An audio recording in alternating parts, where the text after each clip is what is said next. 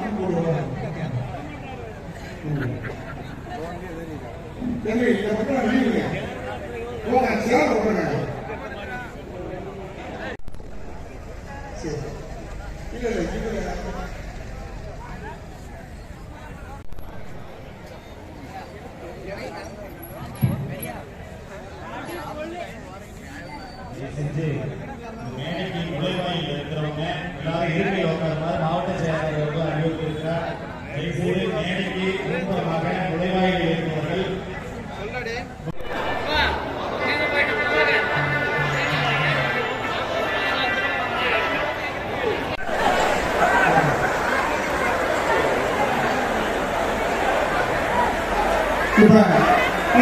விவசாய நமது நாட்டுடைய விவசாயம் நிலப்பாடியா, நமது நாட்டுடைய விவசாயம் நிலப்பாடியா. நன்றி நன்றி. ஒரு மணி நேரம் போகிறோம். அண்ணன் பேசுவாரு. விவசாய சங்கங்கள் ஒவ்வொரு 2 நிமிஷம் பேசி முடிச்சுக்கோம். நாங்கள் அண்ணனுக்கு பணியிட்டு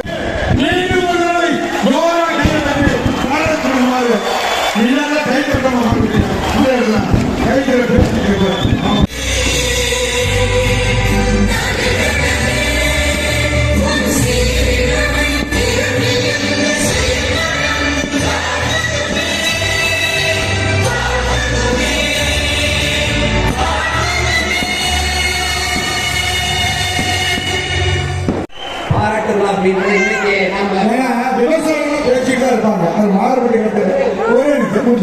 நன்றி நன்றி. அந்த பாராட்டு நாம கூட்டி அப்படியே கடந்து போயிடறோம். அப்படி இல்லை, இது என்னன்னைக்கும் இந்த பாராட்டு விழா நடக்கும் என்பதை நான் சொல்லுவேன்.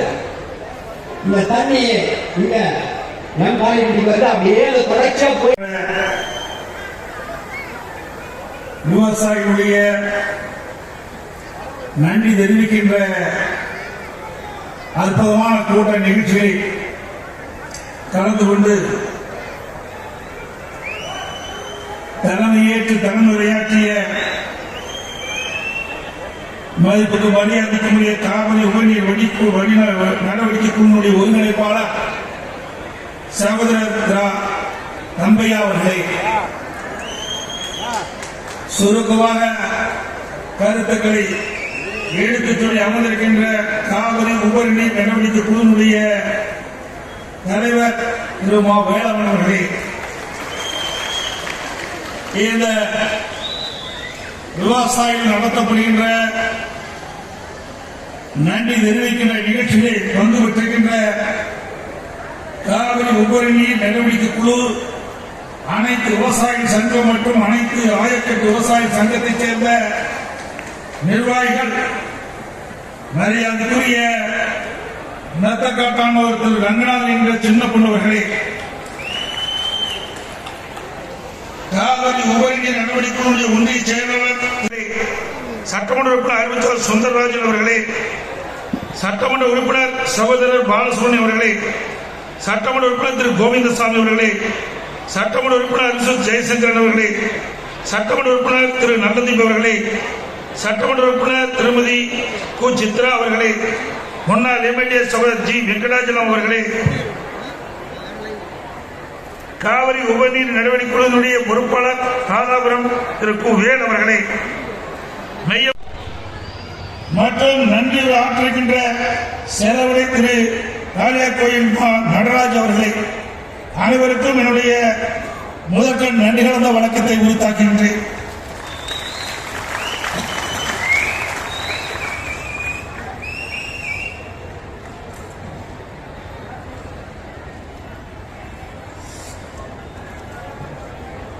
நான் சட்டமன்ற உறுப்பினராக இருந்த பொழுதும் சரி, நாடாளுமன்ற உறுப்பினராக இருந்தாலும் சரி, அமைச்சராக இருந்த பொழுதும் சரி, முதலமைச்சராக இருந்த பொழுதும் சரி, பல்வேறு நிகழ்ச்சிகளை நான் கலந்து கொண்டிருக்கின்றேன். எவ்வளவு பாராட்டுகளுக்கும் எனக்கு தெரிவித்திருக்கிறார்கள். ஆனால் இன்று நடக்கின்ற விவசாயிகள் ஒன்று கூடி நடத்துகின்ற நன்றி அறிவிப்பு நிகழ்ச்சி தான் என் வாழ்நாளிலே கிடைக்கப்பட்ட பாக்கியமாக நான் கருதுகின்றேன்.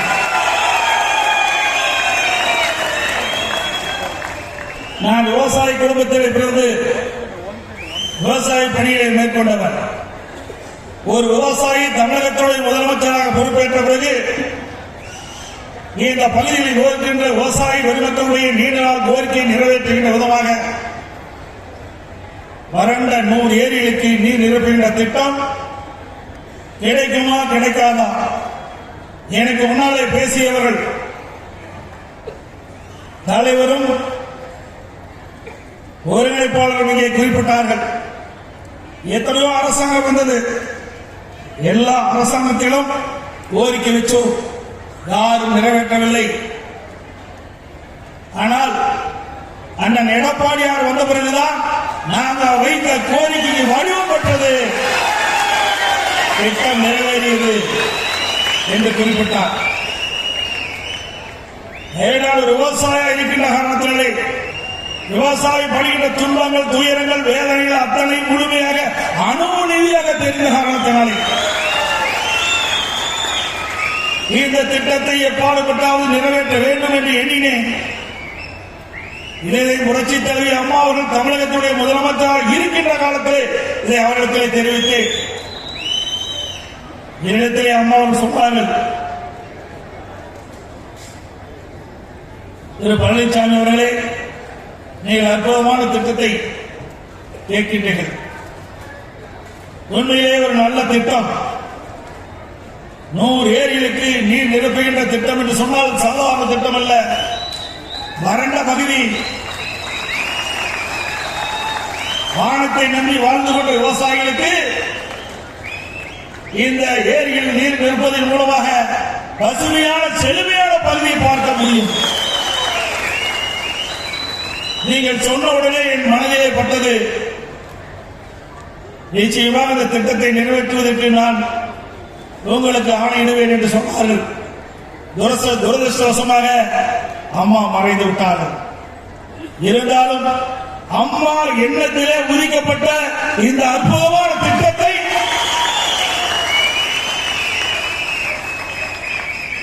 நான் நிறைவேற்ற வேண்டும் என்று எண்ணினேன்.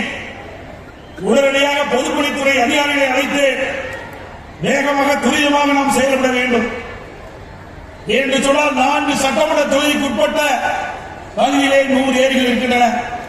மேட்டூர் சட்டமன்ற தொகுதி, ஓமலூர் சட்டமன்ற தொகுதி, சங்ககிரி சட்டமன்ற தொகுதி, எடப்பாடி சட்டமன்ற தொகுதி, 4 சட்டமன்ற தொகுதியில் இருக்கின்ற வறண்ட பகுதியிலே இருக்கின்ற அந்த ஏரிகளில் நீர் நிரப்புகின்ற திட்டம் கண்ணு கருத்தமாக செயல்படுங்கள், எந்த ஏரியை விடுபடக்கூடாது என்று ஆணையிட்டு வேகமாக துரிதமாக செயல்படுவதற்கு அனைத்து வசதிகளும் அரசு செய்து கொடுக்கப்படும் என்ற உத்தரவாதத்தை அவர்களுக்கு அளித்தேன். அதன்படி நம்முடைய அதிகாரிகள் வேகமாக துரிதமாக இந்த பணியை மேற்கொண்டார்கள். இது சாதாரண பணி அல்ல. மேட்டூர் அணையிலிருந்து நீர் ஏற்றின் மூலமாக அந்த நீரை எடுத்து இந்த 4 சட்டமன்ற தொகுதியில் இருக்கின்ற 100 ஏரிகளுக்கு நீர் நிரப்பப்பட வேண்டும்.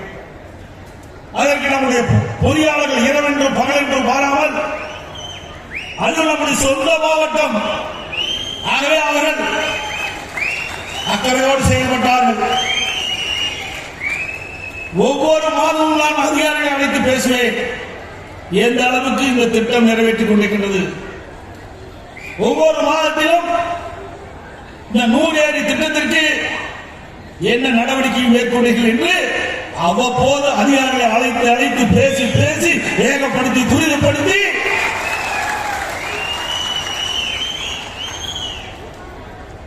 இந்த திட்டத்தை சுமார் 565 கோடி ரூபாய் மதிப்பீட்டிலே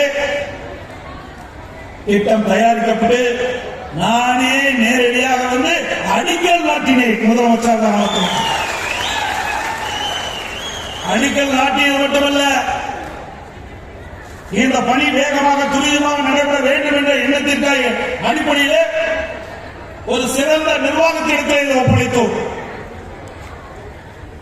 குறித்த காலத்திலே இந்த பணி முடிக்கப்பட வேண்டும் என்ற அடிப்படையிலே ஒப்பந்ததாரர் நியமிக்கப்பட்டார். நியமிக்கப்பட்டவுடன் அவரும் வேகமாக துரிதமாக செயல்பட்டார். இதே எம் காளிப்பட்டி பகுதியில் நானே நேரடியாக வந்து முதலாக இந்த திட்டத்தை துவக்கி வைத்தேன். திட்டத்தை கொண்டு வந்ததும் நாம் தான், திட்டத்துக்கு அடிக்கல் நாட்டியது நாம தான், திட்டத்திற்கு நிதி ஒதுக்கீடு நாம தான். திட்டத்தை முதற்கட்ட பணியை முடிக்கப்பட்டு முதலாக திட்டத்தை திறந்து வைத்ததும் அதிமுக அரசாங்கம். யாராவது ஏதோ பேசுவார்கள், பேசுவது எளிது, செய்வது கடினம். இன்னும் சில ஏரிகள் விடுபட்டு விட்டதாக நம்முடைய விவசாய பெருமக்கள் தெரிவித்தார்கள்.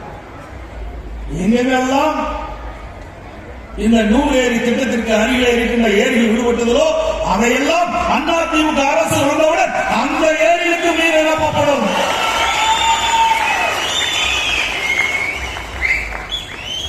இந்த திட்டத்திற்காக முதலாக அதிமுக அரசு இருக்கின்ற பொழுது பூமி பூஜை போடப்பட்ட நாள் 4/3/2020. ஒரு பகுதி முதலாக இந்த திட்டத்தை துவக்கினால் 26/2/2021. இதில் சுமார் 100 ஏரிகள் நாம் கணக்கிட்டோம். பிறகு சர்வே செய்த பொழுது ஊராட்சி ஒன்றியத்தின் கீழ் பராமரிக்கப்பட்ட ஏரிகள், சில ஏரிகள் பட்டா நிலத்தில் இருந்தது. அதனால் அந்த ஏரியை தவிர்த்து மீதி ஏரிகளுக்கெல்லாம் நீர் நிரப்புகின்ற ஒரு பணியை நாம் செய்தோம். அதிமுக ஆட்சி இருக்கின்ற பொழுது சுமார் 70% பணிகள் நிறைவேற்றப்பட்டன. 70% பணிகள் அதிமுக ஆட்சியாளர்களே நிறைவேற்றப்பட்டது. எஞ்சிய 30% பணிகள் சில இடத்திலே நிறைவேற்ற பணி. சில விவசாயிகள் தங்களுடைய இடத்தை கொடுக்க மறுத்தார்கள். சில விவசாயிகள் நீதிமன்றம் சென்றார்கள். அதனால் சற்று காலதாமதம் ஏற்பட்டது. பிறகு ஆட்சி மாற்றம் 2027 வந்தது. ஆட்சிக்கு வந்தவர்கள் துரிதமாக வேகமாக இந்த திட்டத்தை நிறைவேற்றப்பட்டிருந்தால் ஒரே ஆண்டில் இந்த திட்டத்தை நிறைவேற்றிருக்கலாம். ஆனால் அனைத்து இந்திய அண்ணா திராவிட முன்னேற்ற கழக ஆட்சியை கொண்டு வர திட்டம் என்ற ஒரே காரணத்திற்காக இதுவரை 42 மாத காலம் திராவிட முன்னேற்ற கழகம் ஆட்சிக்கு வந்து காலம் கடந்து விட்டது. இன்று வரை முழுமையாக இந்த திட்டத்தை நிறைவேற்ற முடியவில்லை. திரு ஸ்டாலின் தலைமையில் இருக்கின்ற திராவிட முன்னேற்ற கழக அரசு பதவி ஏற்று 6 மாத காலத்துக்கு பிறகு நீர்வளத்துறை அமைச்சர் இந்த நீரேற்றும் திட்டத்தை வந்து பார்வையிட்டார். அப்பொழுது மக்களிடத்திலே அவர் தெரிவித்தார், அற்புதமான திட்டம், வறண்ட பகுதி 1000 அடி ஆழ்துளைகள் போட்டால்தான் நீர் கிடைக்கும். இப்படிப்பட்ட இடத்தில் தேர்வு செய்து இந்த அற்புதமான திட்டத்தை கொண்டு வந்திருக்கிறார்கள். உடனடியாக வேகமாக துரிதமாக அதற்கு தேவையான நிதி ஒதுக்கி நாங்கள் அந்த திட்டத்தை நிறைவேற்றும் என்று இந்த பகுதி மக்களுக்கு வாக்குறுதி அளித்தார்கள். சட்டமன்றத்தில் நான் பேசினேன். நீர்வளத்துறை அமைச்சர் பதிலளித்தார். அனைத்து இந்திய அண்ணா திராவிட முன்னேற்ற கழக ஆட்சி இருக்கின்ற பொழுது 70% பணிகள் நிறைவேற்றப்பட்டுள்ளன. எஞ்சிய பணிகள் நீங்கள் நிறைவேற்றப்படும் என்று கோரிக்கை வைத்து அவர்களும் விரைவாக செயல்படுவதாக தெரிவித்தார்கள். ஆனால் 42 மாத காலம் கழித்தும் இன்னும் இந்த திட்டத்தை நிறைவேற்றவில்லை. இது என்ன காழ்ப்புணர்ச்சி தேவை? இன்னைக்கு எல்லா கட்சியிலும் விவசாயிகள் இருக்கின்றார்கள். மேடையிலே கூட பல்வேறு கட்சியைச் சேர்ந்த விவசாயிகள் இருக்கிறார்கள், இல்லை என்று நான் மறுக்கவில்லை. இந்த நிகழ்ச்சிக்கு பல்வேறு கட்சியைச் சேர்ந்தவர்கள் வந்திருக்கின்றார்கள். இது ஒரு கட்சியைச் சேர்ந்த விவசாயிகள் இருந்தால் இந்த தண்ணீர் கிடைக்கின்றதா? இல்லை. இந்த 4 தொகுதியில் இருக்கின்ற அனைத்து விவசாய பெருமை மக்களுக்கும் அந்த பகுதியில் இருக்கின்ற 100 ஏரிகளுக்கும் நீர் நிரப்புகின்ற திட்டம். நீர் நிரப்புகின்ற பொழுது நிலத்தடி நீர் உயர்ந்து வேளாண்மைக்கு தேவையான நீர் கிடைக்கும், குடிப்பதற்கு தேவையான நீர் கிடைக்கும். இது அதிமுக கட்சிக்காரனுக்கு மட்டும் இந்த தண்ணி கொண்டு போகல. திமுக கட்சி, காங்கிரஸ் கட்சி, மற்ற கட்சிக்கெல்லாம் இந்த தண்ணீர் கொடுக்கவில்லை என்று இந்த திட்டத்தை நாங்கள் நிறைவேற்றவில்லை. எல்லோருக்கும் பொதுவான திட்டம். வேளாண் பெருமக்கள் இரவென்றும் பகலென்றும் வாராமல் ரத்தத்தை நேர்மையாக மண்ணிலே சிந்தி உழைக்கின்ற அந்த விவசாயிகளுக்கு நீர் மிக முக்கியம். உடம்பிலே உயிர் எப்படி இருக்கின்றதோ அதை போல விவசாயிக்கு உயிராக இருப்பது நீர். தண்ணீர் விவசாயம் செய்ய முடியாது. அப்படி இந்த 4 தொகுதியில் இருக்கின்ற இந்த ஏரிகள் எல்லாம் வறண்ட பகுதி. வறண்ட பகுதி எல்லாம் இன்றைக்கு மழை பெய்கின்ற பொழுதுதான் விவசாயிகள் மாணவர்கள் விவசாயம் செய்ய முடியும். அப்படிப்பட்ட பகுதிகளை இன்றைக்கு நாங்கள் அதிமுக அரசு இருக்கின்ற பொழுது தேர்ந்தெடுத்து இந்த பகுதியில் விவசாயிகள் செழிப்போடு வளமோடு வாழ வேண்டும். இங்க இருக்கிற விவசாயிகளுக்கு தேவையான நீர் கொடுக்க வேண்டும், குடிப்பதற்கு தேவை நீர் கிடைக்க வேண்டும் என்ற அடிப்படையில் தான் இந்த திட்டத்தை நாங்கள் கொண்டு வந்து நிறைவேற்ற பாடுபட்டோம். அது மட்டுமல்ல, இங்கே மட்டுமல்ல, ஏதோ சேலம் மாவட்டத்தில் இருக்கின்ற அமைச்சர் முதலமைச்சர் அந்த காலத்திலே இந்த சேலம் மாவட்டத்தில் விவசாயிகள் பயன்படுவதற்காக இந்த திட்டத்தை கொண்டு வந்தேன் என்று சொல்வது மட்டுமல்ல, தமிழ்நாடு முழுவதும் எங்கெல்லாம் விவசாயிகள் பாதிக்கப்படுகிறார்களோ, எங்கெல்லாம் வறட்சியால் நீர் இல்லாமல் விவசாயிகள் பாதிக்கப்படுகிறார்கள் என்று கருதி அங்கெல்லாம் இப்படிப்பட்ட நீர் ஏற்று திட்டத்தை கொண்டு வந்தோம். அத்திக்கரை அவகாசி திட்டம் 50 ஆண்டு காலம் போராடி இருந்தாங்க. 1652 கோடி ரூபாயில அத்திக்கரை அவகாசி திட்டத்தை நானே அடிக்கல் நாட்டினேன். கிட்டத்தட்ட 85% பணி நிறைவேற்றப்பட்டது. அதற்கு பிறகு ஆட்சி மாற்றம் 2021 திரு ஸ்டாலின் தலைமையிலே திமுக அரசாங்கம் ஏற்பட்டது.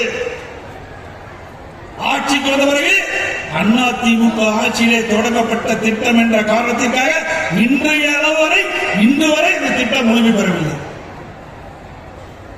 அரசியல் காழ்ப்புணர்ச்சி. விவசாயிகளுக்கு இந்த அரசு எதுவும் நன்மை செய்யவில்லை. நன்மை செய்யாட்டி பரவாயில்லை. ஏற்கனவே இந்த அரசாங்கம் விவசாயிகள் பிரச்சனை தீர்ப்பதற்காக போடப்பட்ட திட்டத்தை குறித்த காலத்திலே நிறைவேற்றப்பட்டிருந்தால் விவசாயிகள் மகிழ்ச்சி இருப்பார்கள். எனக்கு முன்னாலே பேசிய தலைவர் சொன்னார்கள், மேட்டூர் அணை நிரம்பி உபரி நீர் வெளியேறியது. நாம் சேலம் மாவட்டத்திலே பார்க்கின்றோம், நம்முடைய ஏரியா வறண்டு கிடக்குது. மேட்டூர் அணை நிரம்பி உபரி நீர் வெளியேறுகிற பொழுது மனம் எப்படி பாடுபடும் என்பதை எண்ணி பார்க்க வேண்டும். ஆட்சியாளர் ஒரு விவசாயிக்கு தான் அந்த கஷ்டம் தெரியும். ஒரு விவசாயிக்கு தான் கஷ்டம் தெரியும். கோட்டையிலே அமர்ந்து கோப்புகளை பார்த்தால் போதாது. விவசாயியின் உள்ளத்திலே என்ன இருக்கின்ற என்பது தெரிந்து அதற்கு தக்கவாறு ஆட்சி செய்ய வேண்டும்.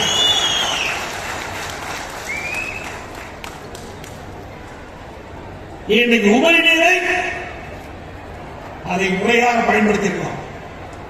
இந்த அரசு நினைத்திருந்தால், திராவிட முன்னேற்ற அரசு நினைத்திருந்தால் ஒரே ஆண்டில் 100 ஏரி நிரப்பும் திட்டத்தை நிறைவேற்றி இன்றைக்கு அனைத்து ஏரிகளும் நீர் நிரப்பப்பட்டுள்ளது. இதுவரை சுமார் 46 ஏரிகள் தான் நிரப்பப்பட்டிருக்கின்றன. இன்னும் எஞ்சி 33 ஏரிகள் பாக்கி இருக்கின்றன. எப்பொழுது நிறைவேற்றுவார்கள்? சந்தேகம் விவசாயிகளிடத்திலே எவ்வித சந்தேகத்துக்கும் இடமில்லை. மீண்டும் அதிமுக ஆட்சி மலரும், இந்த திட்டம் நிறைவேற்றப்படும். அது மட்டுமல்ல, நம்முடைய மாவட்ட செயலாளர் அறிவிச்ச இளம்பவன் அவர்கள், இங்கே வந்திருக்கின்ற கெங்கவள்ளி சட்டமன்ற உறுப்பினர், ஆத்தூர் சட்டமன்ற உறுப்பினர், ஏற்காடு சட்டமன்ற உறுப்பினர் கோரிக்கை வச்சுட்டே இருக்கிறாங்க. உங்க பகுதியில் மட்டும் நீரேற்றின் மூலமாக அந்த ஏரியை நிரப்பினீங்க. எங்கள் பகுதியில் இருக்கிற விவசாயிகள் கேட்கிறார்கள், அங்கேயும் அங்கிருக்கின்ற ஏரியை நிரப்ப வேண்டும் என்று கேட்டார்கள். அதற்கும் விடுவு காலம் பிறக்கும் அதிமுக ஆட்சி.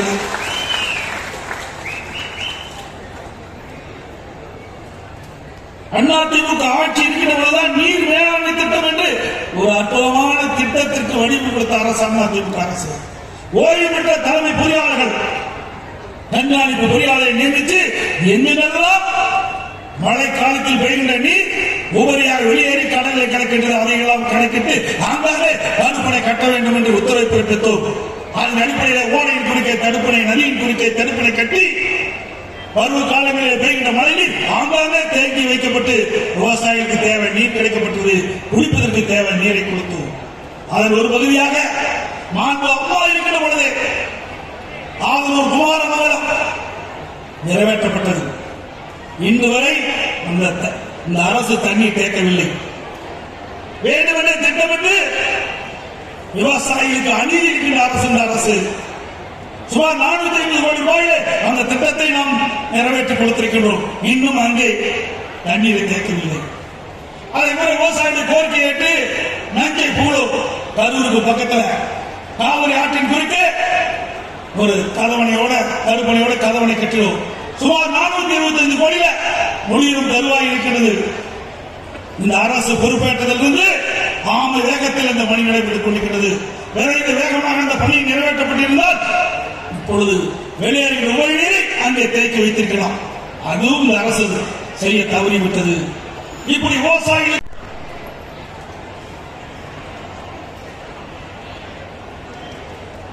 அது மட்டுமல்ல, 50 ஆண்டு காலம் காவிரி நதிநீர் பிரச்சனை தீர்க்கப்படல. புரட்சித் தலைவர் காலத்திலிருந்து அம்மா காலத்து வரைக்கும் சட்ட போராட்டம் நடத்தினாங்க. நாங்கள் அம்மாவுக்கு பிறகு அம்மாவுடைய அரசு தொடர்ந்து உச்சநீதிமன்றத்தில் சட்ட போராட்டம் நடத்தி நீண்ட காலமாக விவசாயிகள் எதிர்பார்த்த தீர்ப்பை அதிமுக அரசு உச்சநீதிமன்றத்தின் மூலமாக பெற்றுத் தந்தது. விவசாய வயிற்றிலே பால் வார்த்தோம். ஒவ்வொரு ஆண்டும் குறிப்பிட்ட டீம்ஸ் தண்ணி நம்ம ஒரு மேட்டூர் அணைக்கு கர்நாடக அரசு கர்நாடக அணையிலிருந்து வழங்க வேண்டும் என்ற அற்புதமான தீர்ப்பை பெற்றுள்ள அரசாங்கம் அதிமுக அரசாங்கம் ஸ்டாலின் அவர்களே. அதோட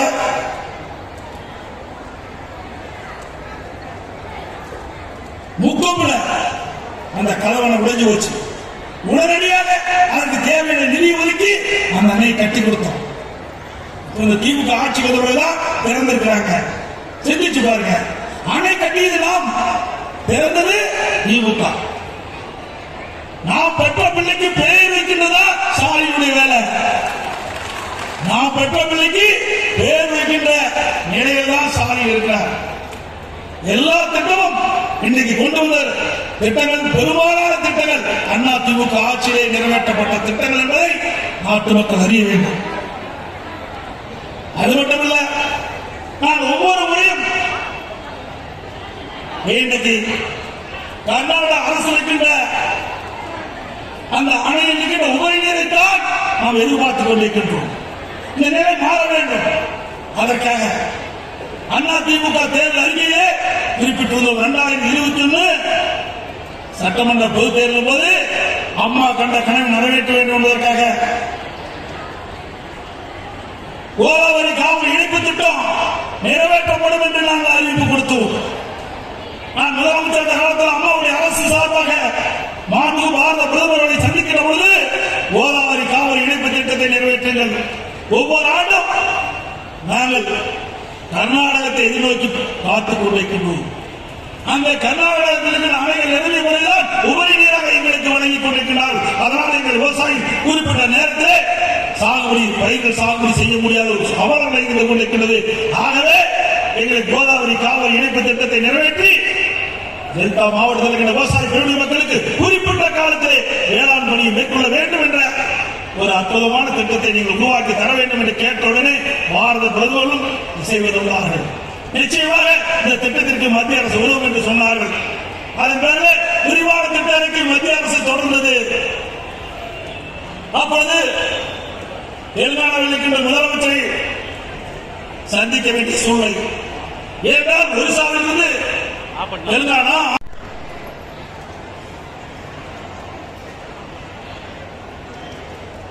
அது மட்டுமல்ல, 50 ஆண்டு காலம் காவிரி நதிநீர் பிரச்சனை தீர்க்கப்படல.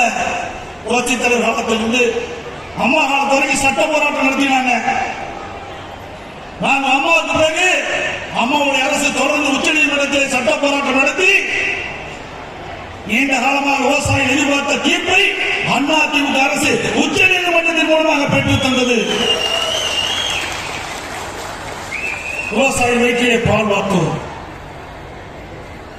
ஒவ்வொரு ஆண்டும் குறிப்பிட்ட டீம்ஸ் தண்ணி நம்முடைய மேட்டூர் அணைக்கு கர்நாடக அரசு கர்நாடக அணையிலிருந்து வழங்க வேண்டும் என்ற அற்புதமான தீர்ப்பை பெற்றுள்ள அரசாங்கம் அதிமுக அரசாங்கம் ஸ்டாலின் அவர்களே.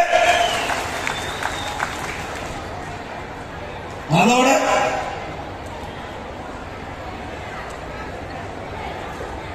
முக்கோப்புல அந்த கலவனை உடைஞ்சு போச்சு. உடனடியாக அதற்கு தேவையான நிதி ஒதுக்கி அந்த அணையை கட்டி கொடுத்தோம். இந்த திமுக ஆட்சி வந்தவர்கள்தான் பிறந்திருக்கிறாங்க.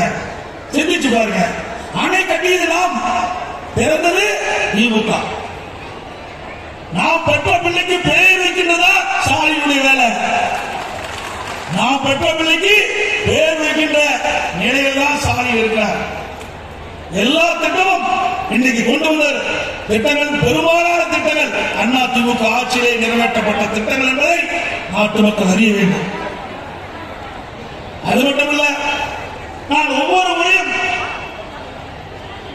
இன்றைக்கு கர்நாடக அரசு இருக்கின்ற அந்த அணையில் இருக்கின்ற உபரி நீரைத்தான் நாம் எதிர்பார்த்துக் கொண்டிருக்கின்றோம். இந்த நிலை மாற வேண்டும்.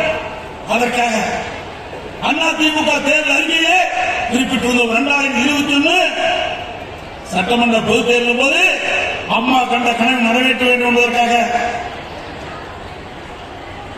கோதாவரி காவிரி இணைப்பு திட்டம் நிறைவேற்றப்படும் என்று நாங்கள் அறிவிப்பு கொடுத்தோம். நான் முதலமைச்சர் காலத்தில் அம்மாவுடைய அரசு சார்பாக மாண்பு பாரத பிரதமர்களை சந்திக்கிற பொழுது கோதாவரி காவிரி இணைப்பு திட்டத்தை நிறைவேற்றுங்கள். ஒவ்வொரு ஆண்டும் நாங்கள் கர்நாடகத்தை எதிர்நோக்கி காத்துக் கொண்டிருக்கின்றோம். அந்த கர்நாடகத்தில் அணைகள் எதிர்ப்பு முறைதான் உபரி நீராக எங்களுக்கு வழங்கிக் கொண்டிருக்கிறார். அதனால் எங்கள் விவசாயி குறிப்பிட்ட நேரத்தில் சாகுபடி பயிர்கள் சாகுபடி செய்ய முடியாத ஒரு அவலம் இருந்து கொண்டிருக்கிறது.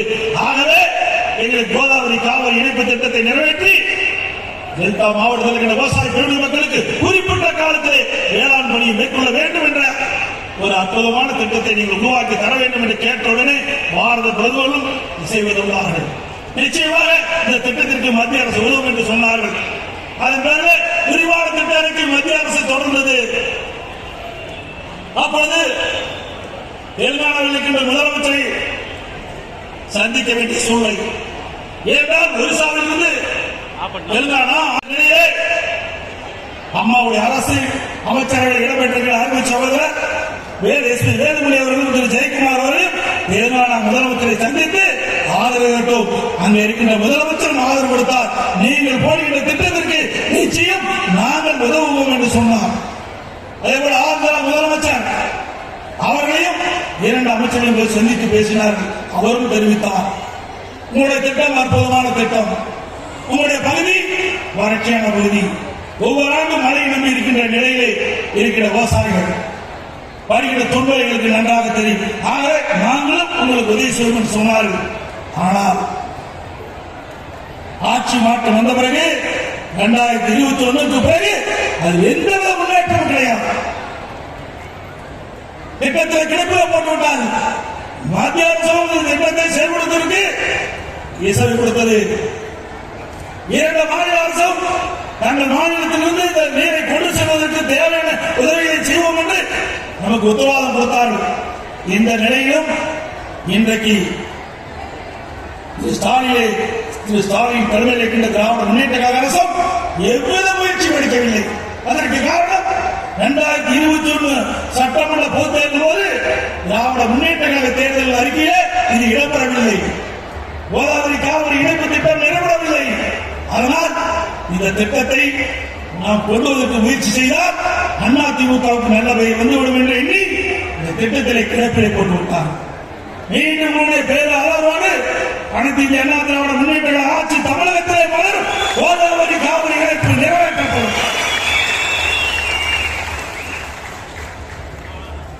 அது மட்டுமல்ல, நம்முடைய காவிரி இரு கரையில் ஓரமாக இருக்கின்ற விவசாயிகள் சுமார் 25-30 கிலோமீட்டர் விவசாயிகள் கடும் வறட்சியை உள்ளாக்கின்றார்கள். நம்முடைய பகுதியிலே மேட்டூர் இருந்தாலும் நமக்கு தண்ணீர் கிடைக்காத ஒரு சூழ்நிலை. அப்படிப்பட்ட நிலையிலே நீர் ஏற்றின் மூலமாக ஒரு விவசாயிகள் குழு அமைக்கப்பட்டு அந்த விவசாய குழுவோடு அங்கு இருக்கின்ற நிலத்திற்கு நீர்ப்பாசன வசதி ஏற்பட வேண்டும் என்ற நிலையை உணர்த்தினார்கள். அதன் அடிப்படையிலே பல்வேறு குழுக்களுக்கு அனுமதி கொடுத்து இன்றைக்கு காவிரி இருக்கின்ற நீர் அந்த மேலான பகுதிக்கும் நீரேற்றின் மூலமாக நீரை கொண்டு சென்று அற்புதமான விவசாயம் செய்து கொண்டிருக்கின்றார்கள். இன்றைக்கு விவசாயம் இதெல்லாம் ஒரு அற்புதமான திட்டம். எல்லாவற்றையும் மேலாக எனக்கு முன்னாலே பேசியது கூட குறிப்பிட்டார் குடிமராமத்து திட்டம். நான் ஒரு விவசாயி இருக்கிற காரணத்தில் பல ஆண்டுகளாக ஏரி குளம் குட்டையெல்லாம் தூர்வாராமல் இருந்தது. அதனால் பெய்கின்ற மழை நீர் ஓரளவு தான் தேங்க முடியுது, மற்றெல்லாம் உபரி நீராக வெளியேறி விடுகிறது. ஆகவே பல ஆண்டுகளாக தூர் வாராமல் இருந்த ஏரியெல்லாம் கணக்கிட்டோம். பொதுப்பணித்துறையின் சார்பாக 14,000 ஏரிகள் தமிழகத்திலே இருக்கின்றன. உள்ளாட்சித்துறையின் மூலமாக 26,000 ஏரி குளம் குட்டை ஊராட்சி ஒன்றியத்தின் கீழ் வருகிறது. இத்தனை ஏரிகளும் தூராக வேண்டும் என்று கணக்கிடப்பட்டு குடிமராமத்து திட்டம் என்ற அற்புதமான திட்டத்தை கொண்டு வந்து முதல் கட்டமாக அதிமுக ஆட்சி இருக்கிற வரைக்கும் சுமார் 6,211 ஏரிகள் இந்த திட்டத்தின் வாயிலாக எடுத்துக் கொள்ளப்பட்டு முழுக்க விவசாய பங்களிப்போடு குடிமராமத்து திட்டத்தை நிறைவேற்றினோம். இந்த குடிமராமத்து திட்டத்திலே விவசாயிகள் தங்களுடைய நிலத்திற்கு தேவையான வண்டல் மண்ணை அங்கே இருக்கின்ற ஏரிகள் மூலம் அள்ளி அவருடைய நிலத்திற்கு இயற்கை உரமாக பயன்படுத்திக் கொள்ளலாம். விலையில்லாமல் அந்த வண்டல் மண்ணை கொடுத்து இதனால் விவசாயிகள் பயனடைந்தார்கள். ஒருவரும் இந்த குடிமராமத்து திட்டத்தின் மூலமாக ஏரி ஆழமாகின்றது. மறுபுறம் விவசாயியுடைய நிலம் பக்குவப்படுகிறது. ஆகவே இந்த ஏரி வண்டல் மண்ணை விவசாயிகளை நிலத்திற்கு பயன்படுத்துகின்ற பொழுது நல்ல விளைச்சலை விவசாயிகள் பெற்றார்கள். இன்றைக்கு எனக்கு முன்னாலே பேசி குறிப்பிட்டதை போல மேட்டூர் அணை கட்டி நான் இருக்கின்ற போது 84 ஆண்டு காலம் வந்தது. 84 ஆண்டுகளமாக தூர் வாரவில்லை. இங்க இருக்கிற விவசாய மக்கள் சட்டமன்ற கோரிக்கை வச்சாங்க. மேட்டூர் அணையிலிருந்து வண்டல் மண்ணை அள்ளிக்கொள்வதற்கு நீங்கள் அனுமதி கொடுக்க வேண்டும் என்று அவருடைய கோரிக்கையை ஏற்று அனுமதி கொடுத்தோம். நாள் ஒன்றுக்கு சுமார் 3000 லாரிகள் மூலமாக மேட்டூர் அணையிலிருந்து வண்டல் மண் அள்ளி சென்றார்கள். இலவசமாக அள்ளி சென்றார்கள். ஒரு 5 நாட்களுக்கு முன்பு பத்திரிகையில பார்த்தேன். இந்த மேட்டூர் அணை இன்னும் தமிழகத்தில் பல அணை இருக்கின்ற வண்டல் மண்ணை அள்ளுவதற்கு டெண்டர் விடுறாங்க. டெண்டர் விட்டா டெண்டர் எடுத்தவங்க இந்த வண்டல் மண் விவசாயம் அள்ளிட்ட பொழுது அவரிடத்திலே பணம் வசூல் செய்வாங்கல்ல. இதெல்லாம் விவசாயிக்கு நன்மை செய்கிற அரசாங்கம். சிந்திச்சு பாருங்க. 4 நாளுக்கு முன்பு மொத்தமா தமிழ்நாட்டில் இருக்கின்ற பல்வேறு அணைகளிலிருந்து சுமார் 900 கோடி அரசுக்கு வருமானம் வரும் என்று செய்தித்தாளில் பார்த்தோம். விவசாயிகளை பற்றி கவலைப்படல, அரசாங்கத்துக்கு என்ன வருமானம் வரும் என்றுதான் இந்த அரசாங்கம் எதிர்பார்க்கின்றது. அரசாங்கத்துக்கு வருமானம் வருதோ இல்லையோ, இவருடைய கஜானாவுக்கு வருமானம் வரும் என்று கமிஷன் கிடைக்கும். நாங்கள் அப்படி பார்க்கவில்லை. சுமார் குடிமராமத்து திட்டத்திற்காக 1417 கோடி நிதி ஒதுக்கீடு செய்து முழுக்க விவசாய பங்களிப்போடு இந்த குடிமராமத்து திட்டத்தை நிறைவேற்றப்பட்ட அரசாங்கம் அதிமுக அரசாங்கம். ஒரு விவசாயி முதலமைச்சர் காரணங்களை இப்படி பார்த்து எதெல்லாம் விவசாயிக்கு நன்மை கிடைக்கும், எந்தெந்த வகையிலே விவசாயிக்கு நன்மை செய்ய முடியும் அதையெல்லாம் பார்த்து பார்த்து செயல்படுத்தி கொடுத்த ஒரே அரசாங்கம் அம்மாவுடைய அரசாங்கம்.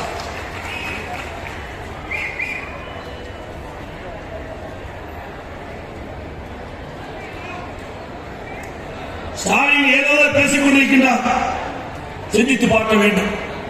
டெல்டா மாவட்டம் பொன்முளைகின்ற பூமி, நமக்கு ஜீவநதி காவிரி நதிநீர். இந்த காவிரி நதிநீர் மூலமாகத்தான் டெல்டா மாவட்டத்தில் இருக்கின்ற விவசாயிகள் அதிகமான நெல்லை விளைவித்து நம்முடைய தமிழ்நாட்டில் இருக்கின்ற மக்களுக்கும் மற்ற வெளி மாநிலத்தில் இருக்கின்ற மக்களுக்கும் அந்த நெல்லை விநியோகம் செய்கிறார்கள். திரு ஸ்டாலின் அவர்கள் முதலமைச்சர் காலகட்டத்தில் ஹைட்ரோ கார்பன் மீத்தேன் அந்த திட்டத்திற்கு புரிதல் ஒப்பந்தம் போட்டவர் திரு ஸ்டாலின். நான் முதலமைச்சர் இருந்த காலகட்டத்தில் பல்வேறு விவசாய அமைப்புகள் போராட்டம் நடத்தினாங்க. ஹைட்ரோ கார்பன் மீத்தேன் போன்ற திட்டத்திற்கு எங்களுடைய சொந்த நிலத்தை அரசு எடுக்கக்கூடாது. தொடர்ந்து போராட்டம். அங்க இருக்கின்ற டெல்டா மாவட்டத்தில் இருக்கின்ற அமைச்சர் பெருமக்கள், சட்டமன்ற உறுப்பினர்கள், விவசாய குழுக்களை சந்தித்து இதற்கு ஒரு தீர்வு காணுங்கள் என்று சொன்னார்கள். நான் ஒரு விவசாயி இருந்த காரணத்தாலே, அந்த விவசாய பணியின் துன்பத்தை நான் உணர்ந்த காரணத்தாலே அதற்கு ஒரு தீர்வு காண வேண்டும் என்ற அடிப்படையிலே பாதுகாக்கப்பட்ட வேளாண் மண்டலத்தை உருவாக்கி கொடுத்தேன். டெல்டா மாவட்டத்தில் இருக்கின்ற பொன் முளைகின்ற பூமியை பாதுகாத்த அரசாங்கம் அண்ணா திமுக அரசாங்கம். திரு ஸ்டாலின் அவர்களே, நீங்கள் அந்த விளைநிலை திரு ஸ்டாலின் அவர்கள் அமைச்சராக இருந்த காலத்திலே விவசாய நிலங்களை பறிக்கப்பட்டு தனியாருக்கு தாரைவாக்க முற்பட்டிருக்கிறது. ஆனால் அண்ணா திமுக அரசாங்கம் அதை தடுத்து நிறுத்தி விவசாயிகளுக்கு பாதுகாப்பு கொடுக்கின்ற விதத்தில் பாதுகாக்கப்பட்ட வேளாண் மண்டலம் என்ற அற்புதமான சட்டத்தை கொண்டு வந்து நிறைவேற்றி விவசாயிகளுக்கு பாதுகாப்பு கொடுத்த அரசாங்கம் அண்ணா திமுக அரசாங்கம். அதே போல கடுமையான வறட்சி. நான் முதலமைச்சராக பொறுப்பேற்கிற பொழுது கடுமையான வறட்சி. அந்த வறட்சி காலத்தில் விவசாயிகளால் பாதிக்கப்பட்டாங்க. அவர்கள் சாகுபடி செய்த அந்த பயிர்களெல்லாம் இன்னைக்கு வெயிலில் கருகி சேதமடைந்தது. வறட்சியால் போதிய தண்ணீர் இல்லாமல் விவசாயிகளுடைய பயிர்கள் எல்லாம் சேதமடைந்தது. அதை கணக்கிட்டு சுமார் 2247 கோடி வறட்சி நிவாரண விவசாயிகளுக்கு கொடுத்து இந்திய வரலாற்றிலேயே எந்த ஒரு மாநிலம் விவசாயிகளுக்கு வறட்சி நிவாரணம் கொடுத்த வரலாறு கிடையாது. அந்த வரலாற்றையும் அண்ணா திமுக அரசாங்கம் தான் படைத்தது. அதே போல பயிர் காப்பீடு திட்டம். அந்த பயிர் காப்பீடு திட்டத்தில் அண்ணா திமுக அரசு இருக்கின்ற பொழுது இந்தியாவிலேயே நம்முடைய விவசாயிகளுக்கு பயிர் காப்பீட்டு திட்டத்தின் மூலமாக அதிகமான இழப்பீட்டு தொகையை பெற்றுத் தந்த ஒரே அரசாங்கம் அம்மாவுடைய அரசாங்கம். 12,000 கோடி விவசாயிகளுக்காக இழப்பீட்டு தொகை பெற்றுத் தந்தது. இதெல்லாம் சாதனை என்னவா? அதோட நம்முடைய மேலான பகுதியில் மழையை நம்பி இந்த மக்காச்சோள பயிரிடுவாங்க. இந்த பயிர்களெல்லாம் நல்ல விளைச்சல் கொடுக்கின்ற நேரத்தில் அமெரிக்கன் படைப்புழு இருந்து மக்காச்சோள பயிர்களெல்லாம் பாதிக்கப்பட்டது. விவசாயிகள் கோரிக்கை வச்சாங்க, என்னுடைய அமைச்சர் கோரிக்கை வச்சாங்க, சட்டமன்ற உறுப்பினர் கோரிக்கை வச்சாங்க. இந்த அமெரிக்கன் படைப்புழுவால் விவசாயிகள் எல்லாம் பாதிக்கப்பட்டிருக்கிறாங்க. அவர்களுக்கு நிவாரணம் கொடுக்க வேண்டும் என்று கோரிக்கை வைத்த உடனே அம்மாவுடைய அரசு 186 கோடி ரூபாய் நிவாரண தொகை விவசாயிகளுக்கு இழப்பீடாக கொடுத்தது. அதற்கு அடுத்த வருஷம் மக்காச்சோள பயிரிட்ட பயிர் விவசாயிகளுக்கு அமெரிக்கன் படை விழுந்தது. அமெரிக்கன் படைப்பு விழுந்தது.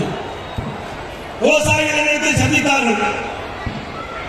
விவசாயிகள் அத்தனை பேரும் ஒரே நேரத்தில் அதனுடைய மக்காச்சோள பயிருக்கு பூச்சிக்கொல்லி மருந்து அடிப்பதில்லை. ஒரு விவசாயி அடிப்பார், மற்ற விவசாயி அடிக்க மாட்டார். அப்பொழுது இங்கே இருக்கின்ற இந்த அமெரிக்கன் படைப்பு பக்கத்து தோட்டத்துக்கு போயிடும், பக்கத்து இடத்துக்கு போயிடும். அதனால அரசாங்கமே எங்கெல்லாம் மக்காச்சோள பயிரிட்டாங்களோ, எங்கெல்லாம் இந்த அமெரிக்கன் படைப்புவால் மக்காச்சோள பயிர் பாதிக்கப்பட்டதோ அங்கெல்லாம் அரசாங்கமே பூச்சிக்கொல்லி மருந்து அளிக்க வேண்டும் என்று கோரிக்கை வைத்தால் அவருடைய கோரிக்கையை ஏற்று 48 கோடி ரூபாய் மதிப்பீட்டிலே பூச்சிக்கொல்லி மருந்து அமெரிக்க டூப்ளிகேட் படைப்பு தடுப்பதற்காக மக்காச்சோள பயிருக்கு பூச்சி மருந்து அளித்த அரசாங்கம் அதிமுக அரசாங்கம்.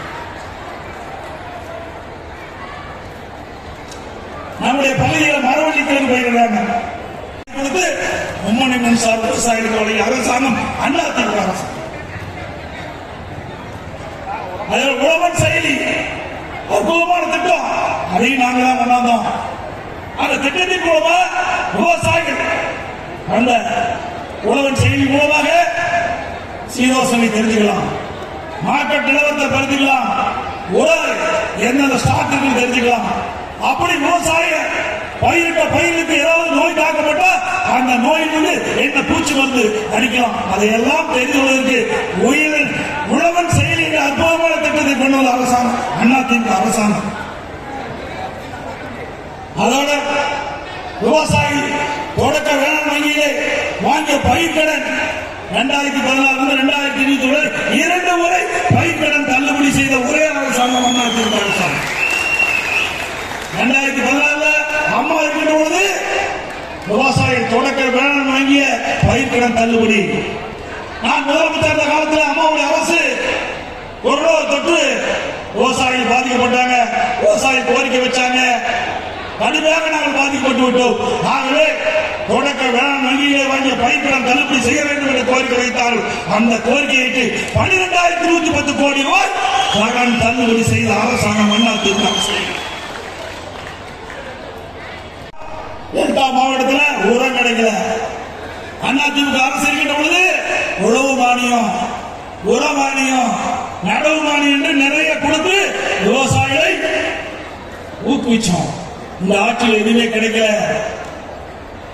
கடந்த 3 ஆண்டு காலமாக டெல்டா மாவட்டத்தில் குறுவை சாகுபடி செய்த அந்த விவசாயிகளுக்கு பயிர் காப்பீடு திட்டம் இடம்பெறாத காரணத்தினாலே கடந்த ஆண்டு குறுவை சாகுபடி செய்த விவசாயிகள் கிட்டத்தட்ட 2 லட்சம் ஏக்கருக்கு மேல குறுவை சாகுபடி செய்த விவசாயிகள் கருகி தண்ணீர் இல்லாமல் கருகி சேதமடைந்தது.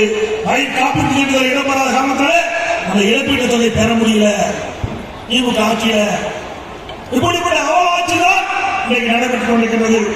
அதிமுக ஆட்சி என்பது விவசாய தொழிலாளிக்கு விலையில்லா கறவை மாடு கொடுத்தோம், விலையில்லா ஆடுகள் கொடுத்தோம், விலையில்லா கோழி கொடுத்தோம். கிராம பொருளாதார மேம்பாடு அடைவதற்காக விவசாயிகளையும் பார்த்தோம், விவசாய தொழிலாளிகளையும் பார்த்தோம். விவசாய தொழிலாளிக்கு பஸ் வீடுகளை கொடுத்தோம், பிரதமர் வீடு திட்டத்திற்கு வீடுகளை கட்டி கொடுத்தோம். இப்படி பல திட்டத்தை கொண்டு வந்த அரசாங்கம் அதிமுக அரசாங்கம் என்பதை நேரத்தில் சுட்டிக்காட்ட விடுகின்றேன். எல்லாவற்றுக்கும் மேலாக நம்முடைய விவசாய தொழிலாளிகள் இன்றைக்கு விவசாயத்தில் உபதொழிலாக இருப்பது கால்நடை வளர்ப்பு.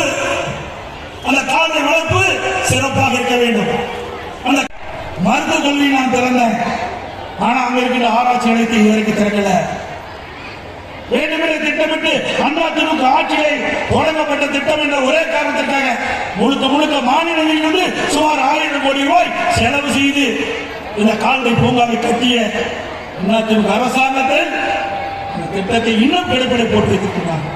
இந்த விதத்தில் விவசாயிகள் உங்களுக்கு எதிரானவர்களா? இந்த கால்நடை பூங்காவை கால்நடை ஆராய்ச்சி நிலையத்தை துவக்கப்பட்டிருந்தால் இன்னைக்கு நிறைய விவசாயிகள் பயன்படுத்திப்பார்கள். சிந்தித்து பாருங்கள். நான் அமெரிக்கா சென்றிருந்தேன். அங்கே பப்போலோ கால்நடை அந்த கால்நடை வளர்த்திகள் எடுத்துட்டு போனேன், கால்நடை பால் பண்ணைக்கு போனேன். அங்கே அந்த பப்போலா பால் பண்ணையில ஒரு பசு ஒரு நாளைக்கு 65 லிட்டர் பால் கொடுக்குது. 65 லிட்டர் பால் கொடுக்குது. அது என்ன? நம்முடைய விவசாயம் வளர்க்கின்ற பல்வேறு இன பசுக்கள் ஒரு நாளைக்கு 15 லிட்டருக்கு மேல கிடைக்கிறது இல்ல.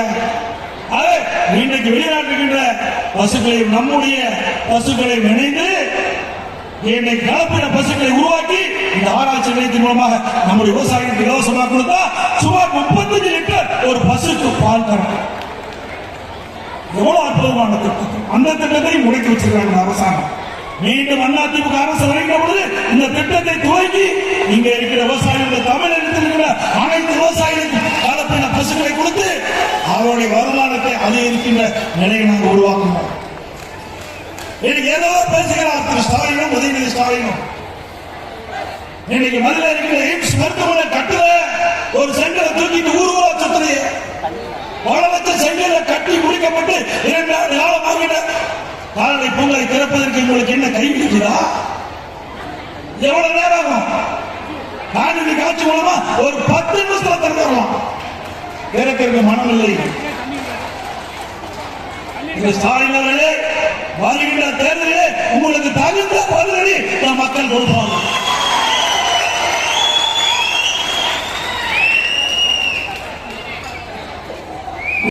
நமக்கு நாமே திட்டம் என்ற ஒரு திட்டத்தை கொண்டு வந்தார். அந்த திட்டத்தில் ஊரூரா போனார். அப்போ நம்முடைய சேலம் மாவட்டத்துக்கு வந்தார். போனார். போகும்போது ஒரு காங்கிரீட் பாதை அமைச்சு காங்கிரீட்ல கோட் ஷூட் போட்டு போட்டோ ஷூட் போட்டாங்க. அந்த பாதையில் நடந்து போய் கரும்பு பயிரை பார்த்தவர் தான் நவீன விவசாயி திரு ஸ்டாலின். சிந்திச்சு பாருங்க, கரும்பு பயிரை பார்வையிடுவதற்கு கரும்பு தோட்டத்துக்கு நடுவால காங்கிரீட் ஆட்சியில் நிறைய திட்டங்களை நிறைவேற்றிட்டோம். அது அவர்களால் பொறுத்துக் கொள்ள முடியல. என்ன திட்டத்தை நீ கொண்டாங்க? இப்படி நான் பேசிய திட்டங்கள் ஒன்றாவது நீங்க கொண்டு வந்து நிறைவேற்றுவீங்களா? எவ்வளவு திட்டத்தை நான் சொன்னேன், இன்னும் நிறைய இருக்குது. கிட்டத்தட்ட 2 மணி நேரம் ஆகும் நான் சொல்லி முடிக்கிறதுக்கு. நான் முதலமைச்சர் இருந்த காலத்தில் கொண்டு வந்த திட்டம் மட்டும் உள்ளது. அம்மா முதலமைச்சர் இருந்த காலத்தில் கொண்டு வந்த திட்டம் இன்னும் நேரம். எந்த திட்டமே கொண்டாடாத மக்களை ஏமாற்றி கவர்ச்சிகரமா பேசி ஆட்சி கொண்டவர்கள் மக்களை மறந்த அரசாங்கம் திமுக. பேனா வைக்கிறீங்க, எதிராக பேனா எப்படி வச்சா என்ன? அதற்கு 82 கோடி தேவையா? அரசாங்கத்துடைய பணம் எப்படி வீணடிக்கிறார் என்பதை எண்ணி பார்க்க வேண்டும். இதைத்தான் நான் கண்டிக்கிறோம். ஏன் உங்களுக்கு பேனா வைக்கணும் என்றது உங்களுக்கு என்ன வருதா? திரு கருணாநிதி அடக்கம் செய்த நினைவு மண்டலத்திற்கு பகுதியிலே பக்கத்திலேயே 2 கோடியில் ஒரு பேனா வச்சுட்டு போங்களே. 82 கோடி ரூபாய் விவசாயிகள் இருந்து பொதுமக்களிடமிருந்து வசூலித்த வரிப்பணத்தின் மூலமா 82 கோடி செலவழிக்கிறீங்க. வீணா அறக்கட்டளையிலிருந்து செலவு செய்கிற ஆயிரக்கணக்கான கோடி திரு கருணாநிதி குடும்பத்திற்கு அறக்கட்டளை இருக்குது. அந்த அறக்கட்டளை ஆயிரக்கணக்கான கோடி பணம் இருக்குது. அதிலிருந்து நீங்க அந்த நிதி எடுத்து செலவு செய்யலாமே. அதற்கு மேலாக கார் பந்தயம், நாட்டுக்கு கார் தேவையா? கார் பந்தயம் தேவையா? இங்க இருக்கிறவங்களுக்கு பல பேருக்கு காலுக்கு போட செருப்பு கூட இல்லாது. நம்முடைய விவசாயி, நம்முடைய பெண் தொழிலாளர்கள் வெயிலையும் மழையிலையும் இரவென்று பாடன்று பாராம ரத்தத்தை வீரமாக சிந்தி உழைக்கின்ற பெண்களுக்கு காலுக்கு காலனி கூட இல்லாத இருக்கிற நேரத்தில் 100 கோடி செலவு செய்து கார் பந்தயம் நடத்த வேணுமா? அதுக்குதான் நீங்க அரசாங்கம் நடத்துறீங்களா? அதுதான் உங்களுக்கு ஓட்டு போட்டு மக்கள் வந்து ஒரு ஆட்சி அதிகாரத்தில் அமர்த்துங்களா? இதை கேட்ட கோபம் வருது. எல்லாத்துக்கும் மேல வேடிக்கை என்னன்னா, அப்பா வந்து மகனை புகழ்ந்து பேசுறான், மகன் வந்து அப்பா புகழ்ந்து பேசுறான். இந்தியாவிலேயே இப்படிப்பட்ட அவல ஆட்சி தமிழகத்தில் தான் நடக்குது. திரு ஸ்டாலின் உதயநிதி புகழ்ந்து பேசுறாரு, திரு உதயநிதி அப்பா புகழ்ந்து திரு ஸ்டாலின் பேசுறாரு. இதுதான் வேடிக்கை. அது மட்டும் இல்ல, திரு உதயநிதி அவர்களே, நேற்று பெய்த மழையில் இன்று முடித்த விஷ காளான் நீங்கள் என்பதை மறந்து விடாதீர்கள். நீங்களே எங்களுக்கு அறிவுரை சொல்ற அண்ணா திமுக 50 ஆண்டு காலம் இந்த கட்சியில இருந்து பணியாற்றியவர், பல்வேறு நிலையில இருந்து பல்வேறு பொறுப்புகளை பெற்று பணியாற்றியவர். நான் சேலம் மாவட்ட பால் 37 ஒன்றியத்துடைய பெருந்தலைவராக இருக்கின்ற போது தேசிய விருதை பெற்றுக் கொடுத்தேன். நெடுஞ்சாலைத்துறை அமைச்சராக இருக்கின்ற பொழுது இந்தியாவிலேயே தார் சாலை அதிகம் நீளமுள்ள மாநிலம் என்ற பெயரை பெற்றுக் கொடுத்தேன். ஒரு உதயநிதி அவர்களே, அதை பார்த்துதான் இதனை புரட்சித் தலைவி அம்மாள் நெடுஞ்சாலைத்துறை அமைச்சராக இருந்து 2014 மீண்டும் ஆட்சி கட்டிலே அம்மா அமைகின்ற பொழுது கூடுதலாக பொதுப்பணித்துறையும் எனக்கு வழங்கினார்கள். நான் உங்கள் வழியிலே நான் வரவில்லை. ஒரு விவசாயி ஒரு கிளைச்செயலாளராக இருந்து ஒன்றிய பொறுப்பு வந்து, மாவட்ட பொறுப்பு வந்து, மாநில பொறுப்பு வந்து, இன்றைக்கு உங்கள் முன் பேசுகின்ற ஒரு பாக்கியத்தை நீங்கள் கொடுத்தீர்கள்.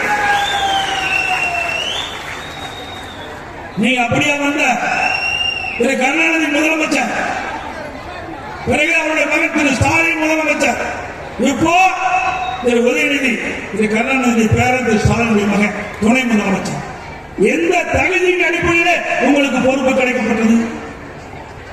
என்ன திமுக உழைத்து விட்டீர்கள்? எத்தனை முறை திராவிட முன்னேற்ற கழக போராட்டத்தில் கலந்து கொண்டு சிறை சென்றீர்கள்? எவ்வளவு உங்களுடைய கட்சியிலே இரவென்றும் பகலென்றும் பாராமல் அந்த கட்சிக்காக உழைத்து அந்த கட்சியை வளர்த்திருக்கிறார்கள். அவர்களெல்லாம் உங்களுக்கு கண்ணுக்கு தெரியவில்லையா? திரு கருணாநிதி குடும்பத்திலே ஆண் வாரிசுகளுக்கு ஆட்சி அதிகாரத்தில் இடம் உண்டு, பெண் வாரிசுகளுக்கு அதுவும் கிடையாது. ஆகவே உதயநிதி அவர்களே, திரு ஸ்டாலின் அவர்களே, நாம் அடக்கம் தேவை. நான் உழைப்பால் உயர்ந்திருக்கின்றேன், உழைப்பால் உயர்ந்திருக்கின்றேன். உங்களை போல் உங்களுடைய தந்தையுடைய அடையாளத்தால் நான் பதவிக்கு வரவில்லை. ஸ்டாலினே, உதயநிதி அவர்களே, உங்களுடைய தந்தை ஸ்டாலின், உதயநிதிக்கு தாத்தா, இரண்டு பேரும் இந்த அடையாளத்தை வைத்துத்தான் உங்களுக்கு இந்த பொறுப்பில் இருந்து கொண்டிருக்கிறது என்பதை மறந்து விடாதீர்கள். நாவடக்கம் தேவை. வேண்டுமென்ற திட்டமிட்டு எப்பொழுது பார்த்தாலும் எங்களை விமர்சனம் செய்து கொண்டிருந்தால் அதற்கு தக்க பதிலை தொடர்ந்து கொடுப்போம். நீ செல்வ செழிப்பிலே வந்தவருக்கு உங்களுக்கு இவ்வளவு திமிர் இருந்தால் உழைப்பவனுக்கு எவ்வளவு திமிர் இருக்கும்? ஆகவே முதலமைச்சர் என்ற பொறுப்பு மிக உயர்ந்த பொறுப்பு, துணை முதலமைச்சர் என்ற பொறுப்பு உயர்ந்த பொறுப்பு. அந்த கண்ணீத்தோடு நடந்து கொள்ளுங்கள். உங்களுக்கு வாய்ப்பு கிடைத்திருக்கிறது. ஏதோ கொல்லப்பகுதி வழியாக ஆட்சிக்கு வந்து விட்டீர்கள். ஆட்சிக்கு வந்தவர்களே மக்களுக்கு என்ன சேவை செய்ய வேண்டும் என்று எண்ணி பாருங்கள். அதெல்லாம் கிடையாது. குடும்பத்துக்கு சேவை செய்யலாம் கருணாநிதி குடும்பம் இருந்துட்டு இருக்குது. திராவிட முன்னேற்ற கழகத்தில் இருக்கின்ற நிதியமைச்சர் இருந்த பள்ளிவேல் தியாகராஜன் அவர்கள் ஒரு ஆடியோவில் குறிப்பிட்டார். திரு உதயநிதி அவர்களும் திரு சபரீஷ் அவர்களும் 30,000 கோடி பணத்தை வைத்துக் கொண்டு என்ன செய்வது என்று தடுமாறிக் கொண்டிருக்கிறார் என்று அந்த ஆடியோ செய்தி. அந்த பணத்தை காப்பாற்றுவதற்கு தான் இன்னைக்கு பாரதிய ஜனதா கட்சியோடு கைகோர்த்துக் கொண்டிருக்கின்றனர். கூட்டணியில் இருப்பது காங்கிரஸ் கட்சி, கூட்டணியிலே திமுக இருப்பது காங்கிரஸ் கட்சியோடு. அண்மையிலே கருணாநிதியுடைய 100ஆண்டு விழா நானே வெளியிட்டு விழா யாரை கூட்டிட்டு வரீங்க? பாரதிய ஜனதா கட்சி சேர்ந்த அங்க இருக்கின்ற மத்திய அமைச்சர் கூட்டிட்டு வந்து நாணயத்தை வெளியிடுறீங்க. ரெட்டகாலம் வருகின்ற ஒரே கட்சி திமுக கட்சி தான். ஏன்னா அந்த பணத்தை பாதுகாக்க வேண்டும். இன்னொன்று சொல்றார் உதயநிதி பேசும்போது, ரெய்டை கண்டு எடப்பாடி பழனிசாமி பயந்துட்டாரு. ரெய்டை கண்டு நான் பயந்துட்டேன். நல்லா சிந்திச்சு பாருங்க. அன்னையிலே ஒரு ரெய்டு நடந்தது. தவறுதலா பத்திரிகையை போட்டிருந்தாங்க. உடனடியா நம்முடைய மாவட்ட இளமானவர் அந்த பத்திரிகை மீது வழக்கு போட்டுக்கிறோம். அந்த தவறான செய்தி வச்சுக்கிட்டு நீங்க பேச வேண்டாம். அது மட்டும் இல்லாம என் மீது உங்களுடைய கட்சியை சேர்ந்த ஒரு பொறுப்பாளர் நீதிமன்றத்தில் வழக்கு தொடர்ந்தார். உச்ச நீதிமன்றம் சென்றது. உச்ச நீதிமன்றத்தில் உயர்நீதிமன்றம் மீண்டும் விசாரிக்க வேண்டும் என்று வந்த பொழுது உங்கள் சார்பாக என் மீது வழக்கு போட்ட அந்த நபரே வழக்கை திரும்ப பண்ண சொன்னார். நான் இல்ல, வழக்கை நடத்தணும் சொன்னேன். வழக்கை நடத்தணும் சொன்னேன். இந்திய வரலாற்றிலேயே ஒரு வழக்கை எதிர்கட்சி போட்ட வழக்கை நடத்துவேன் என்று சொன்ன நபர் நான் ஒருவர் தான். உங்களை போல வேடி நாள்ல மடியில கிளம்பில்ல வழியில பயமுள்ள ஸ்டாலின் அவர்களே, நீதியரசர் சொன்னார் வழக்கு அதே போல பேச நடந்து நிரபராதி என்று வெளியிலே வந்தார். இதே ஸ்டாலின் மீது அதிமுக அரசு பொழுது புதிய தலைமைச் செயலக கட்டிடம் கட்டப்பட்டது. அதில் 230 கோடி ரூபாய்க்கு டெண்டர் விட்டாங்க. ஆனா ஒப்பந்தாருக்கு கொடுக்கப்பட்ட நிதி சுமார் 410 கோடி. சுமார் 410 கோடி. புதிய தலைமைச் செயலகம் கட்டிட ஊழல் இருக்கிறது என்று வழக்கு தொடர்ந்தோம். இந்த ஆட்சி வந்தவரது அந்த வழக்கை வாபஸ் பெற்றவர் இன்றைய முதலமைச்சர் ஸ்டாலின் அவர்கள். உங்களை போல வேடி அல்ல, துணிவோடு எதுவும் எதிர்கொள்ளக்கூடிய சக்தி அதிமுக காரனுக்கு இருக்குது. ஸ்டாலின் அவர்களே,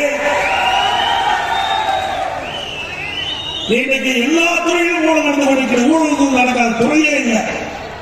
எல்லா துறையிலும் ஊழல் நடக்குது. லஞ்சம் இல்லாத துறையே கிடையாது. ஊழல் அழிந்த அரசாங்கமாக இன்றைக்கு திமுக அரசு தெரிந்து கொண்டிருக்கிறது. அண்ணா திமுக ஆட்சி நடக்கிற பொழுது இதற்கெல்லாம் ஸ்டாலின் பதில் சொல்லியே ஆக வேண்டும் என்பதை தெரிவித்துக் கொள்கிறார். இன்னொன்னே உதயநிதி அவர்கள் சொன்னார், இதே திரு ஸ்டாலின் எதிர்கட்சி தலைவராக இருக்கிற பொழுது திரு மோடி அவர் பிரதமராக இருந்து தமிழ்நாட்டில் வருகிற பொழுது கோ பேக் மோடி என்று கருத்து போடுவதற்கு திமுக திரு மோடி அவர்கள் மீண்டும் பிரதமராகி திரு ஸ்டாலின் முதலமைச்சரான போது வெள்ளை கொடி பிடித்து வெல்கம் மோடி என்று வரவேற்போடும் இதே ஸ்டாலின் தான்.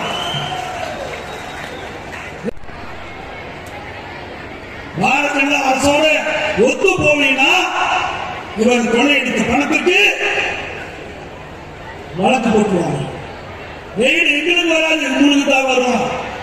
ஏன்னா ஏற்கனவே 2011 காங்கிரஸோட கூட்டணி இருக்கின்ற பொழுது கூட்டணியில அங்க வைக்க மறுக்கிற பொழுது காங்கிரஸ் கேட்ட சீட்டை கொடுக்காத காரணத்தால அந்த மாநில காங்கிரஸ் அரசாங்கம் இருக்கும்போது மாநில ரெய்டு நடக்குது.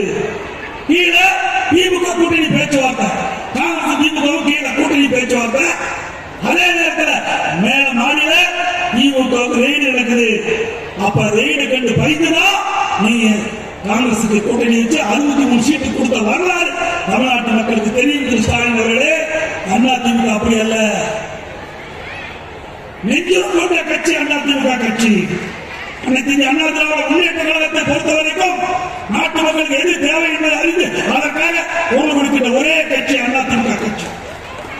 எந்த சூழலிலும் மக்களுக்காக போராடுவதற்கு தயங்க மாட்டோம். அண்ணா திமுக ஆட்சி கொண்டு வரப்பட்ட திட்டங்கள் நீட் தேர்வை பற்றி சொன்னாங்க. யார் போய் பேசுறா? பொய்யர் என்று 2 நாளுக்கு முந்தி அரசு நிகழ்ச்சியிலே கலந்து கொண்டு முதலமைச்சர் பேசுகிறார். எடப்பாடி பழனிசாமி பொய்ய சிரிக்காமையே பேசிட்டாங்க. யோசனை செய்கிறார். நானா பொய்ய? எனக்கு முன்னாலே இந்த நம்முடைய தலைவராக இருக்கிறவருக்கு உரையாற்றிக் கொண்டு சொன்னார்கள். நீட் தேர்வை பற்றி சொன்னார்கள். யார் கொண்டு வந்தார்கள்? கொண்டு வந்தது காங்கிரசும் திமுகவும். 2019 2010 டிசம்பர் 21 நோட்டிபிகேஷன் நீட் தேர்வை கொண்டு வந்ததற்கு ஆணையிட்டது திமுகவும் காங்கிரசும் அரசாங்கம்.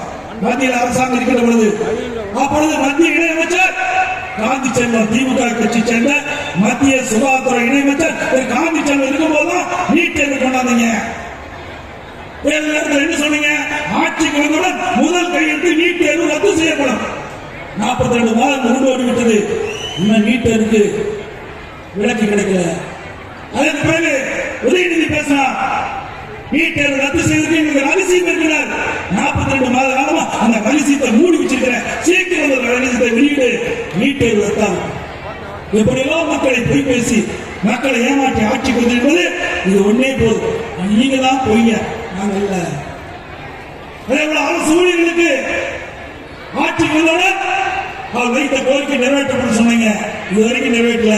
அவர் போராடிட்டு இருக்காங்க. அவர்களுக்கும் தீர்வு வேண்டவில்லை. அதே இப்படி திராவிட முன்னேற்ற கழக அரசியல் விவசாயிகளுக்கு எந்த பலனும் கிடைக்காது. அதிமுக ஆட்சி விவசாயிகளுக்கு பொற்காலம். அதிமுக ஆட்சி விவசாயிகளுக்கு ஒரு பொற்காலம். ஆகவே இதை விட விவசாயிகள் பாதிக்கப்படுகின்ற பொழுதெல்லாம் விவசாயிகளுக்கு உதவி செய்தோம். இதை விட 2000 ஆண்டுகளுக்கு முன்பே திருவள்ளுவர் ஒரு குரலை நமக்கு தலைப்பட்டு சென்றிருக்காரு. உடைக்கை இழந்தவன் கைவோரே ஆண்டை இடுக்கும் தலைவர்தான் நட்பு.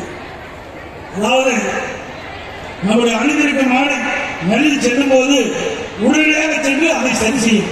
அதே போல இயற்கை சீற்றத்தால் விவசாயம் பாதிக்கப்படும் பொழுது அம்மாவுடைய அரசு தானாக உதவி செய்யும். அப்படிப்பட்ட அரசாங்கம் அதிமுக அரசாங்கம், விவசாயிகளுடைய அரசாங்கம். 24 வாரம் வைக்கின்ற அந்த விவசாயிகளுக்கு அதிமுக எப்பொழுதும் துணை இருக்கும். நாட்டு மக்களுக்கு உணவளிக்கின்றவன் விவசாயி. எது இருந்தாலும் இல்லாவிட்டாலும் வாழ்ந்து விடலாம். தண்ணீரும் நமக்கு உணவும் இல்லாவிட்டால் வாழ முடியாது. அந்த இரண்டும் கிடைப்பதற்கு அதிமுக எப்பொழுதும் உங்களுக்கு துணை நிற்கும் என்று சொல்லி நம்முடைய விவசாய பெருமக்கள் நம்முடைய மாவட்டத்தில் மிக பிரமாண்டமான இந்த 100 அடி திட்டத்தை நிறைவேற்றி கொடுத்ததுக்கு நன்றி தெரிவித்து எனக்கு இந்த அற்புதமான பாராட்டுகளை தெரிவித்த நீங்கள் மேடையில் வீட்டுக்கிற அத்தனை பல்வேறு அமைப்பை சேர்ந்த அனைத்து விவசாய பிரதிகளுக்கும் எனது மனமார்ந்த நன்றி. நிகழ்ச்சிக்கு வந்துள்ள அனைத்து விவசாயிகளுக்கும் அவருடைய மனமான நன்றி வணக்கம்.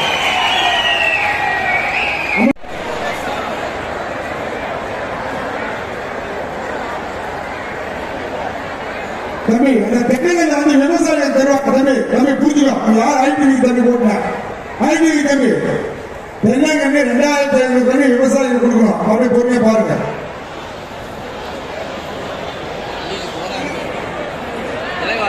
தம்பி வாங்க, அவங்க வர சொல்லுப்பா, பையன் வர சொல்லு.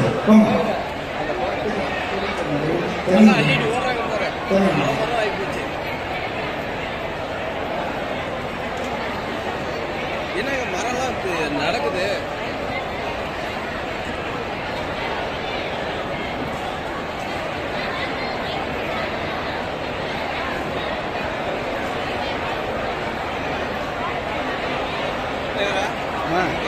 நடக்குது பாரு.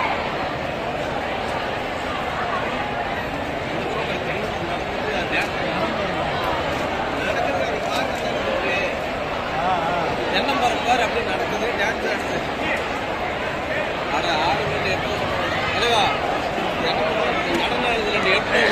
அத்தனை விவசாய சொந்தங்களுக்கும் நீங்க வந்து வருகிற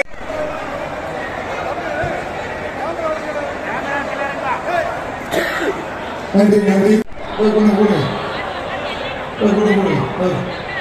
தம்பி அந்த வழி விடு, அப்படியே நிறுவீங்க தம்பி. அவங்கள மட்டும் விட தம்பி. ஏமா தம்பி அந்த வீட்டுக்காரன் மட்டும் உள்ள போகணும்.